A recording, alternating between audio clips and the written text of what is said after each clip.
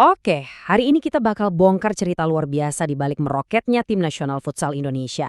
Ini bukan cuma soal menang kalah di lapangan loh, tapi ini soal cetak biru, soal gimana sebuah negara membangun kekuatan olahraga dari nol. Langsung aja kita mulai. Nah, untuk benar-benar paham seberapa jauh mereka udah melangkah, kita harus mulai dari panggung terbesarnya, final Piala Asia Futsal 2026. Sebuah pertandingan yang jadi puncak dari semua kerja keras dan strategi yang udah dibangun. Coba deh lihat skor ini. Imbang 5-5 lawan Iran, sang raksasa futsal Asia. Walaupun akhirnya kalah tipis banget di adu penalti, hasil ini sendiri udah kayak kemenangan besar. Ini jelas bukan keberuntungan. Jadi pertanyaan sebenarnya adalah, gimana caranya tim yang dulu dianggap kuda hitam bisa sampai ke level ini? Ini tuh bukan sekedar final biasa loh. Buat Indonesia, ini adalah puncak dari sebuah perjalanan bersejarah yang dibangun di atas semangat juang dan pencapaian-pencapaian yang gila banget. Yuk kita lihat buktinya. Perjalanan ini sama sekali bukan kebetulan. Seperti yang bisa kita lihat di sini, final Piala Asia ini tuh puncak dari momentum yang terus dibangun. Mulai dari juara Piala AFF 2024, terus dapat emas SEA Games 2025. Ini namanya konsistensi. Di tengah permainan tim yang solid banget, muncul juga pahlawan-pahlawan individu. Kiper Ahmad Habibi misalnya, jadi tembok terakhir yang susah banget ditembusin, apalagi di bawah tekanan segila itu. Ini bukti kalau Indonesia sekarang punya pemain kelas dunia di setiap posisi. Nah, prestasi sehebat ini pasti bikin kita mikir kan, gimana ceritanya semua ini bisa kejadian. Jawabannya itu bukan cuma di lapangan, tapi jauh di balik layar. Sukses ini adalah buah dari sebuah rencana besar yang dirancang oleh Federasi Futsal Indonesia atau FFI. Kutipan ini nunjukin perubahan mindset yang fundamental.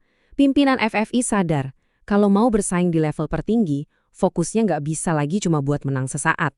Mereka butuh sebuah blueprint, sebuah rencana jangka panjang. Dan komitmen ini bukan cuma omongan.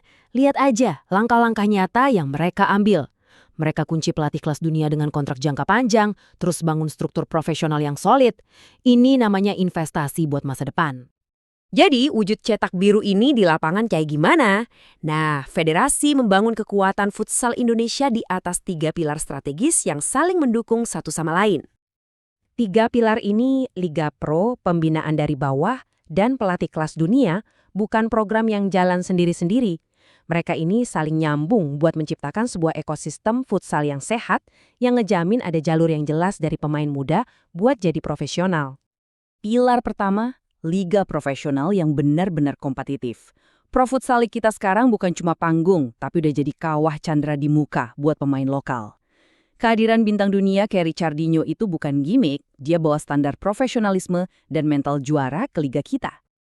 Pilar kedua, dan ini penting banget, fondasi akar rumput yang kokoh. Sistem piramida ini ngejamin pasokan talenta nggak akan pernah putus. Jadi liga profesional kita nggak akan kehabisan pemain-pemain muda berbakat yang siap naik kelas. Dan pilar terakhir yang jadi perekat semuanya, kepelatihan kelas dunia. Coach Hector Solto itu, seperti kata kapten tim, bukan cuma ngajarin taktik, tapi dia berhasil nanamkan mental juara. Inilah yang mengubah sekelompok pemain berbakat jadi tim yang solid dan susah banget dikalahin. Oke, rencananya udah keren. Terus hasilnya di dunia nyata gimana? Nah, dampaknya ternyata masif dan dunia pun mulai sadar. Hasil paling nyata, ya lihat aja peringkat resmi FIFA. Cuma dalam beberapa bulan loh Indonesia loncat 9 peringkat, langsung nembus 15 besar dunia. Ini artinya kita udah masuk jajaran elit futsal global, bukan lagi cuma kekuatan regional. Dan ini bukan sekedar lonjakan angka biasa. Kenaikan peringkat ini didukung sama perolehan poin yang signifikan banget. Poin ini didapat dari hasil-hasil bagus lawan tim kuat, yang artinya status baru Indonesia ini benar-benar sah dan terbukti. Pengakuan itu nggak cuma datang dari peringkat, tapi juga dari para pesaing. Pelatih timnas Korea Selatan misalnya, terang-terangan bilang kalau Indonesia jadi model pengembangan futsal yang patut dicontoh. Wah, ini respek level tertinggi sih. Bahkan pelatih dari negara kuat kayak Australia juga mengakui kalau Indonesia sekarang adalah ancaman serius di Asia dengan gaya main yang matang dan nyusahin lawan. Pesannya jelas, Indonesia udah datang dan siap bersaing. Dan mungkin dampak yang paling bikin excited, sukses ini ngebuka banyak pintu baru. Para pencari bakat dari liga-liga top Eropa sekarang lirik Indonesia. Buat para pemain, mimpi buat main di Spanyol atau Portugal itu sekarang jadi jauh lebih nyata. Dengan status baru yang udah diakui dunia, Indonesia nggak mau berhenti sampai di sini. Mereka pasang target yang lebih tinggi lagi, yaitu panggung terbesar dalam dunia futsal. Yap, Anda nggak salah dengar. Targetnya bukan lagi sekedar lolos kualifikasi. FFI udah resmi maju buat jadi tuan rumah Piala Dunia Futsal. Ini adalah sebuah lompatan ambisi yang gila banget. Tentu aja, persaingannya super ketat. Mereka harus berhadapan sama negara-negara raksasa kayak Argentina dan kekuatan futsal lainnya dari seluruh dunia. Ini pertarungan di level global.